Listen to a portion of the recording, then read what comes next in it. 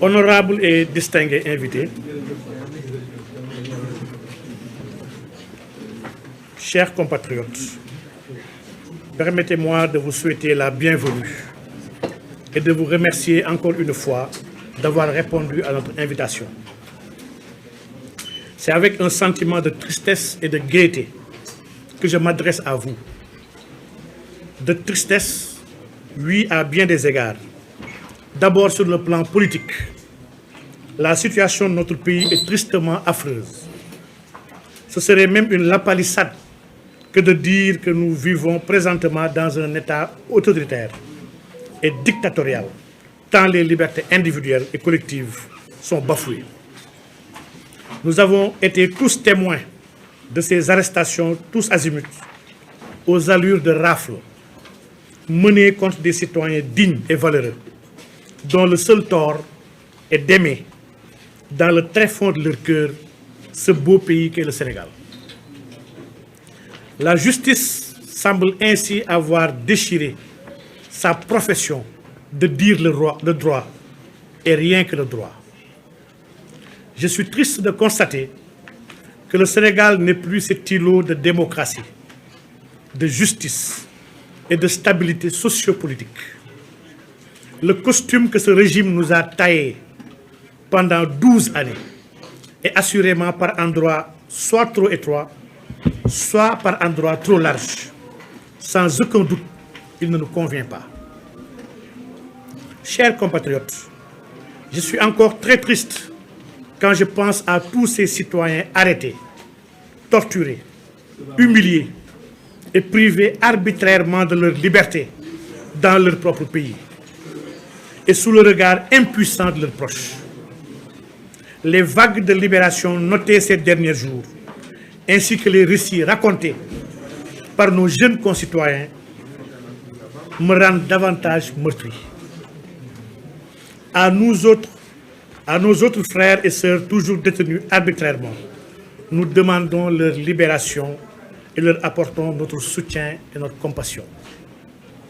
Chers compatriotes, je suis une illustration parfaite de cet acharnement juridico-politique. Je suis à ma 3e arrestation depuis 2021, soit 591 jours de détention. Pire, ces arrestations arbitraires avaient toutes comme toile de fond les violations répétitives de mes droits humains. La dernière, pour ne citer que celle-ci, est plus manifeste. En effet, après notre arrestation le 19 mars 2023, j'avais introduit par l'organe de mon conseil une requête aux fins de mise en liberté provisoire déposée le 18 octobre 2023, avant d'être rejetée le 25 octobre 2023. L'alinéa 2 de l'article 187 du Code de procédure pénale dispose que la chambre d'accusation doit, en matière de détention provisoire, se prononcer au plus tard dans le mois d'appel prévu, faute de quoi l'inculpé est mis d'office en liberté.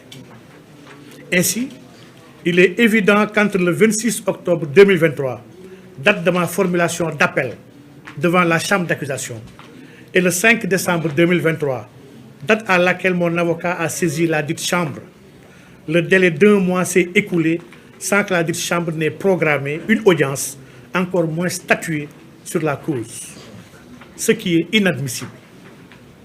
Chers compatriotes, à ce porte-à-faux institutionnel, j'oppose un optimisme raisonnable et raisonné, source de ma gaieté pour cette patrie. Oui, gaieté à bien des égards aussi.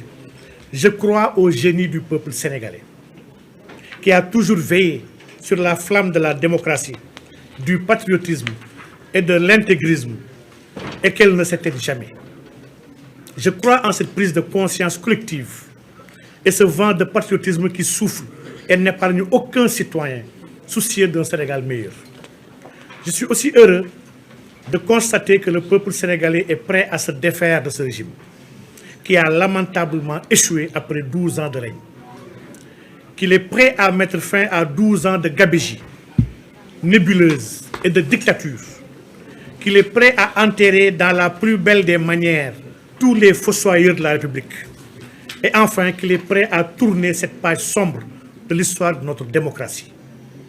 Chers compatriotes, force est de constater que tous ces souhaits du peuple sénégalais trouvent leur répondant dans l'organisation et la tenue de l'élection présidentielle dans les plus brefs délais. Ainsi, conformément à la décision du Conseil constitutionnel, l'élection présidentielle doit être organisée incessamment et le vainqueur connu avant le 2 avril 2024. Toute prolongation de ce délai sera jugée anti-républicaine et non advenue. Cette élection présidentielle de 2024 est d'une importance capitale, tant du point de vue socio-économique que du point de vue politique. Nul besoin de dire que la situation socio-économique de notre pays est présentement en état d'alerte, avec son faisceau de causalité extrêmement complexe, une économie extravertie, des entreprises locales réduites au néant par des firmes étrangères sous le regard impuissant du gouvernement. La plus grande université du pays fermée pour des raisons purement politiques, inoculant ainsi un sentiment de désespoir à notre jeunesse qui décide parfois de se jeter dans le ventre de l'Atlantique à la recherche d'un lendemain meilleur. Des ménages asphyxiés par une flambée des prix des denrées alimentaires, etc. Au regard de toutes ces observations épouvantables, il nous incombe tous d'être responsables en prenant notre destin en main afin de sortir le Sénégal de l'ornière des cercles vicieux. Ainsi, il nous faut, dans ce contexte particulier de l'élection présidentielle, opérer un choix méticuleux pour élire le futur président de la République sénégalaise. Il doit porter en bandoulière les notions de souveraineté, d'intégrisme et de patriotisme. Il doit rétablir et entretenir la lueur d'espoir des populations. Il doit mettre le curseur sur le patriotisme et l'intelligentsia de tous les Sénégalais pour accélérer le développement endogène de notre pays. Bref, le futur président de la République ne doit avoir comme point de mire que le bien-être de tous les Sénégalais. Dans cette perspective, le Rassemblement pour la vérité, ANSIDEG, après une discussion entre ses membres, a adhéré à la coalition Diomaye Président, au regard de quelques idées politiques que nous partageons et défendons ensemble. Nous reviendrons plus largement dans les prochains jours sur le programme et les réformes majeures à engager. Chers compatriotes, voilà en somme le sentiment de tristesse et de gaieté qui m'anime en espérant que cette dernière prendra le dessus et qu'elle se propagera telle une traînée de poudre dans le cœur de tous les Sénégalais.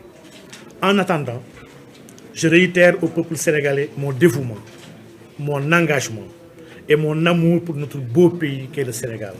Je vous remercie de votre attention. Pour un complément d'information, là où vous évoquez la saisine des juridictions internationales, oui. Vous pouvez revenir sur